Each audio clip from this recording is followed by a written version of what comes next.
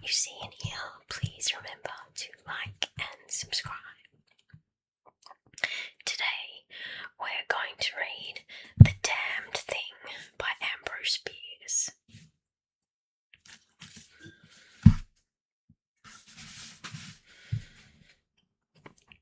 By the light of a tallow candle, which had been placed on one end of a rough table, a man was reading something written in a book.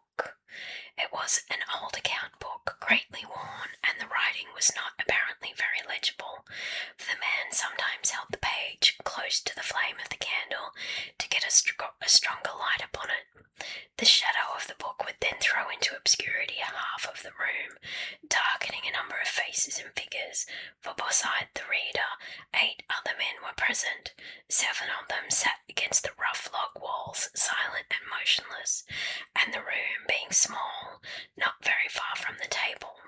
By extending an arm, any one of them could have touched the 8th man, who lay on the table, face upward, partly covered by a sheet, his arms at his sides. He was dead. The man with the book was not reading aloud, and no one spoke.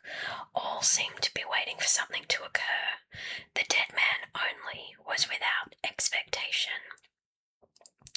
From the blank darkness outside came in, through the aperture that served for a window, all the ever unfamiliar noises of night in the wilderness. The long nameless note of a distant coyote, the stilly pulsing thrill of tireless insects in trees, strange cries of night birds so different from those birds of the day, the drone of great blundering beetles, and all that mysterious chorus of small sounds that seem always to have been but half heard when they have suddenly ceased, as if conscious of an indiscretion. But nothing of all this was noted in that company. Its members were not overmuch addicted to idle interest in matters of no practical importance. That was obvious in every line of their rugged faces, obvious even in the dim light of the single candle. They were evidently men of the vicinity, farmers and woodmen. The person reading was a trifle different. One would have said of him that he was of the world, worldly, albeit there was that in his attire which attested a certain fellowship with the organisms of his environment. His coat would hardly have passed muster in San Francisco. His footgear was not of urban origin, and the hat that lay by him on the floor, he was the only one uncovered, was such that if one had considered it as an article of mere personal adornment, he would have missed its meaning. In countenance the man was rather prepossessing, with just a hint of sternness, though that he may have assumed or cultivated as appropriate to one in authority, for he was a coroner. It was by virtue of his office that he had possession of the book in which he was reading. It had been found among the dead man's effects in his cabin, where the inquest was now taking place. When the coroner had finished reading, he put the book into his breast pocket. At that moment the door was pushed open, and a young man entered. He clearly was not of mountain birth and breeding. He was clad as those who dwell in cities. His clothing was dusty, however, as from travel. He had in fact been riding hard to attend the inquest. The coroner nodded. No one else greeted him. "We have waited for you," said the coroner. "It is necessary to have done with this business tonight." The young man smiled. "I am sorry to have kept you. I went away, not to evade your summons, but to post to my newspaper an account of what I suppose I am called back to relate." The coroner smiled. "The account that you posted to your newspaper differs probably from that which you will give here under oath." "That," replied the other rather hotly and with a visible flush, "is as you choose. I used manifold paper and have a copy of what I sent. It was not written as news, for it is incredible, but as fiction. It may go as a part of my testimony under oath." "But you say it is incredible." "That is nothing to you, sir, if I also swear that it is true." The coroner was apparently not greatly affected by the young man's manifest resentment. He was silent for some moments, his eyes upon the floor.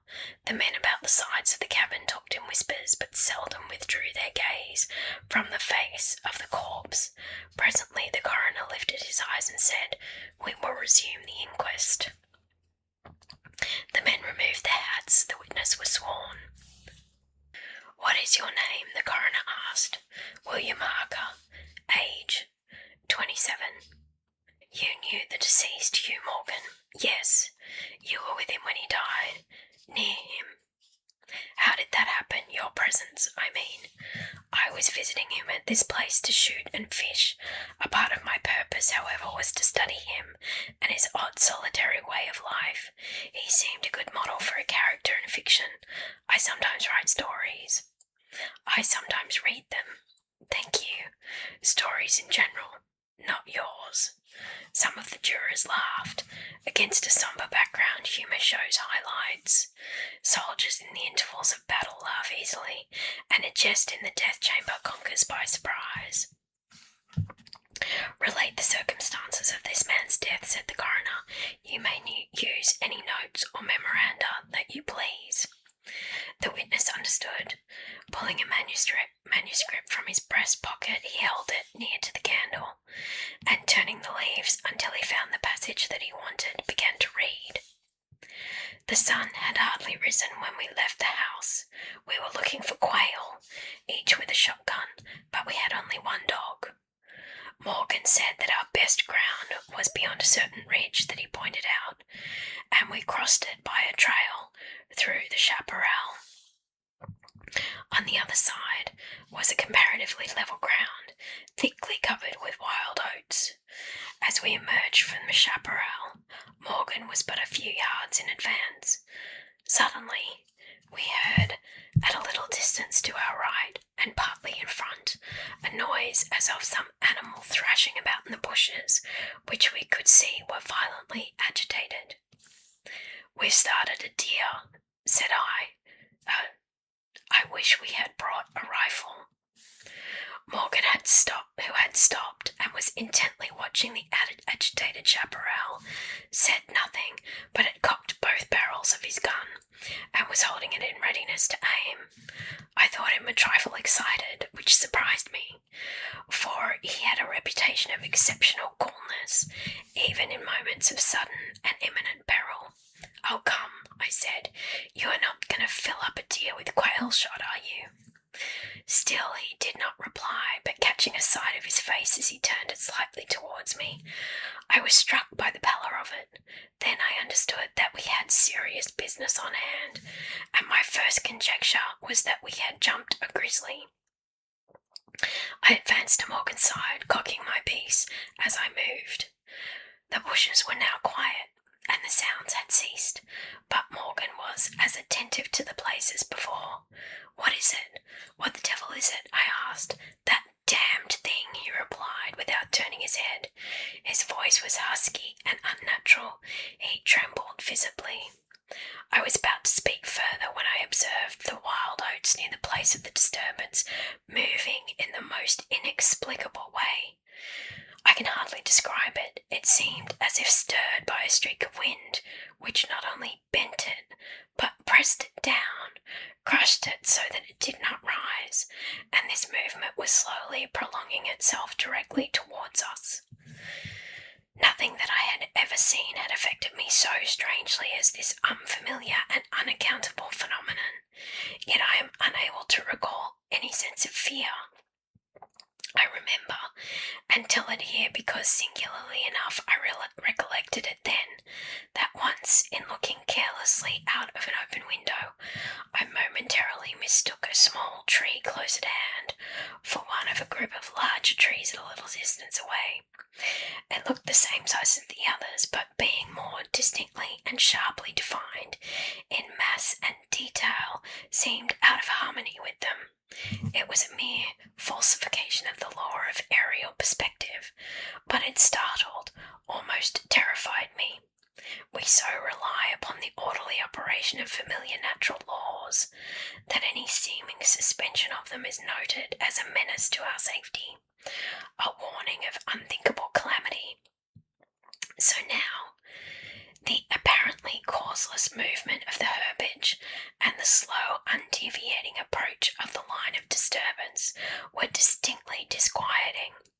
My companion appeared actually frightened, and I could hardly credit my senses when I saw him suddenly throw his gun to his shoulders and fire both barrels at the agitated grass. Before the smoke of the discharge had cleared away, I heard a loud, savage cry, a scream like that of a wild animal, and flinging his gun upon the ground, Morgan sprang away and ran swiftly from the spot. At the same instant, I was thrown violently to the ground by the impact of something unseen in the smoke, some soft, heavy substance that seemed thrown against me with a great force. Before I could get upon my feet and recover my gun, which seemed to have been struck from my hands, I heard Morgan crying out as if in mortal agony, and mingling with his cries were such hoarse, savage sounds as one hears from fighting dogs. Inexpressibly terrified, I struggled to my feet and looked in the direction of Morgan's retreat, and may heaven in mercy spare me from another sight like that. At a distance of less than 30 yards was my friend, down upon one knee, his head thrown back at a frightful angle, hatless, his long hair in disorder, and his whole body in violent movement from side to side, backward and forward. His right arm was lifted and seemed to lack the hand. At least I could see none. The other arm was invisible, at times, as my memory now reports this extraordinary scene. I could discern but a part of his body. It was as if it had been partly blotted out. I could not otherwise express it. Then a shifting of his position would bring it all into view again. All this must have occurred within a few seconds, yet in that time Morgan assumed all the postures of a determined wrestler vanquished by superior weight and strength. I saw nothing but him, and him not always distinctly. During the entire incident his shouts and curses were heard, as if through an enveloping uproar of such sounds of rage and fury as I have never heard from the throat of a man or brute. For a moment only I stood irresolute. Then, throwing down my gun, I ran forward to my friend's assistance. I had a vague belief that he was suffering from a fit or some form of convulsion. Before I could reach his side, he was down and quiet. All sounds had ceased, but with a feeling of such terror as even these awful events had not inspired, I now saw the same mysterious movement of the wild oats prolonging itself from the trampled area about the prostrate man towards the edge of a wood. It was only when I had reached the wood that I was able to withdraw my eyes and look at my companion. He was dead. The coroner rose from his seat and stood beside the dead man. Lifting an edge of the sheet, he pulled it away, exposing the entire body altogether naked and showing in the candlelight a clay-like yellow. It had, however, broad maculations of bluish black, obviously caused by extravasated blood from contusions. The chest and sides looked as if they had been beaten with a bludgeon. There were dreadful lacerations. The skin was torn in strips and shreds. The coroner moved round to the end of the table and undid a silk handkerchief, which had been passed under the chin and knotted on top of the head. When the handkerchief was drawn away, it exposed what had been the throat. Some of the jurors, who had risen to get a better view, repented their curiosity and turned away their faces. Witness Harker went to the open window and leaned out across the sill, faint and sick. Dropping the handkerchief upon the dead man's neck, the coroner stepped at to an angle of the room, and from a pile of clothing produced one garment after another, each of which he held up a moment for inspection. All were torn and stiff with blood. The jurors did not make a closer inspection. They seemed rather uninterested. They had in truth seen all this before, the only thing that was new to them being Harker's testimony. "Gentlemen," the coroner said, "we have no more evidence, I think. Your duty has been already explained to you. If there is nothing you wish to ask, you may go outside and consider your verdict." The foreman rose, a tall, bearded man of 60, coarsely clad. "I should like to ask one question, Mr. Coroner. What asylum did this your last witness escape from?" "Mr. Harker," said the coroner, gravely and tranquilly, "from what asylum did you last escape?" Harker flushed crimson again, but said nothing, and the 7 jurors rose and solemnly filed out of the cabin. "If you have done insulting me, sir," said Harker as soon as he and the officer were left alone with the dead man, "I suppose I am at liberty to go." "Yes." Harker started to leave, but paused with his hand on the door latch. The habit of his profession was strong in him, stronger than his sense of personal dignity. He turned about and said, "The book that you have there, I recognise it as Morgan's diary. You seemed greatly interested in it. You read in it while I was testifying. May I see it? The public would like." "The book will cut no figure in this matter," replied the official, slipping it into his coat pocket. "All the entries were made before the writer's death." As Harker passed out of the house, the jury re-entered and stood about the table, on which the now covered corpse showed under the sheet with sharp definition. The foreman seated himself near the candle, produced from his breast pocket a pencil and scrap of paper, and wrote rather laboriously the following verdict, which with various degrees of effort all signed. "We, the jury, do find that the remains come to their death at the hands of a mountain lion. But some of us thinks, all the same, they had fits." In the diary of the late Hugh Morgan are certain interesting entries having possibly a scientific value as suggestions. At the inquest upon his body, the book was not put in evidence. Possibly the coroner thought it was not worthwhile to confuse the jury. The date of the first entries mentioned cannot be ascertained. The upper part of the leaf is torn away, and part of the entry remaining is as follows: "Would run in a half circle, keeping his head turned always towards the centre, and again he would stand still, barking furiously. At last he ran away into the brush as fast as he could.